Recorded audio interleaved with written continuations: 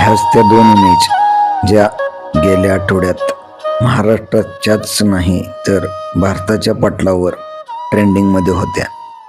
त्यापैकी एक व्यक्ती जो प्रचंड श्रीमंत, देशातील नंबर 1 असलेला श्रीमंत माणूस, आणि त्याच ठिकाणी दुसरीकडे एक प्रचंड गरीब व्यक्ती ज्याच्या घरावरील पत्रेसुद्धा आणखीन सडलेले. त्यातील एक जण देवापुढे कुटुंबाला घेऊन हात जोडून भीक मागताना दिसत आहे, तर दुसऱ्या व्यक्तीच्या मागे साक्षात गणपती आणि छत्रपती शिवाजी महाराजांचा आशीर्वाद आहे. त्या श्रीमंताची मागणी काय आहे, तर मला आणखीन श्रीमंत कर, आणखीन माझं नाव होऊ दे, आणखीन मी मोठा होऊ दे.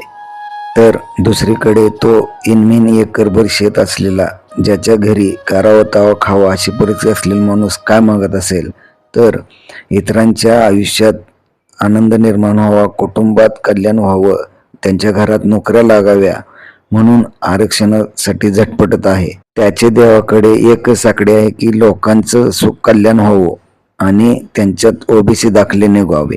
दोघांनाही चिंता आहे. त्यातल्या एकाला चिंता आहे स्वतःच्या कुटुंबाची, तर दुसऱ्याला चिंता आहे इतरांच्या कुटुंबाची.